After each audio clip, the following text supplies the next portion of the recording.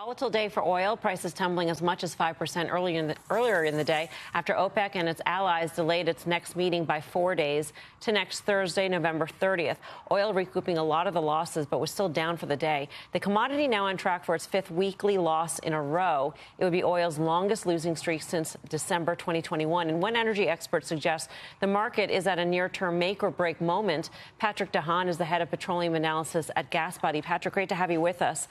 There have been reports that they are delaying this meeting because not only are they going to be discussing deeper cuts, but they'll also be discussing actually enforcing the prior cuts. OPEC always has a bad rap in terms of, saying that they're going to cut, but then there's no enforcement of those cuts. So is that why this could really be that make or break moment for oil?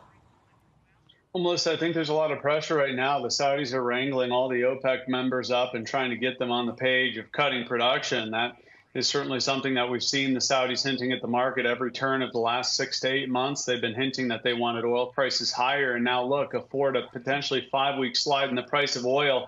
It's clear that not everyone at OPEC is thinking the same way. And African countries like Nigeria, Angola, are certainly lashing out against the pushback that they're feeling from the Saudis, at the Saudis' desire for everyone to cut. And, the impact to the pump has certainly been very notable as gas prices now declined to $3.25 a gallon, the lowest Thanksgiving since Thanksgiving of 2020. Americans benefiting from the lower oil prices just in time for Thanksgiving.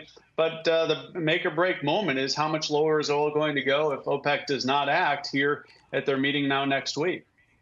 Patrick, it's Tim. Thanks for joining us. I agree that OPEC compliance isn't great, but Saudi Arabia essentially and OPEC actions tend to be very forward-looking in terms of their outcome, and they've had a lot of success in the last, I would argue, 3 years in having the impact that they need. And if Saudi's willing to go this route, and I think they are, I guess I get back to, though, the supply dynamic, because everyone focuses on demand, and to me, I still think it's all about supply, which means OPEC controls it, and I don't see a whole lot of new supply. Talk about that.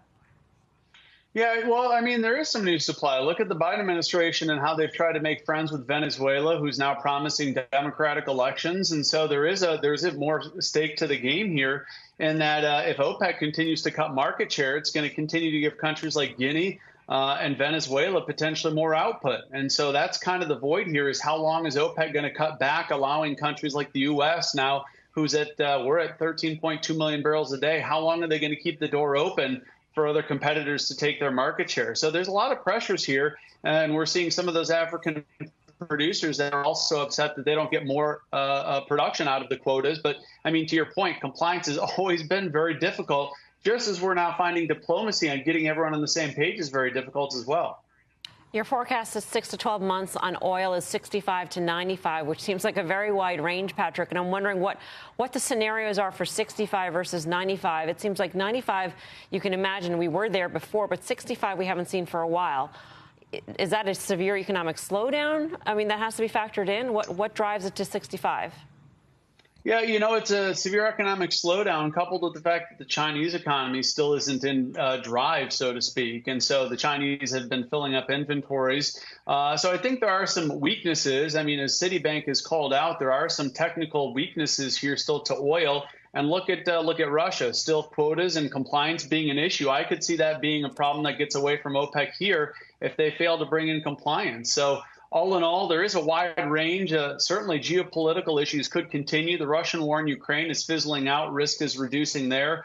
All in all, Americans are the primary beneficiaries of these lower prices. But keep in mind, even gasoline demand has struggled, even against gasoline prices that are dropping to $3.25 a gallon. GasBuddy saw demand last week at just 8.5 million barrels a day. That's pretty weak going into Thanksgiving.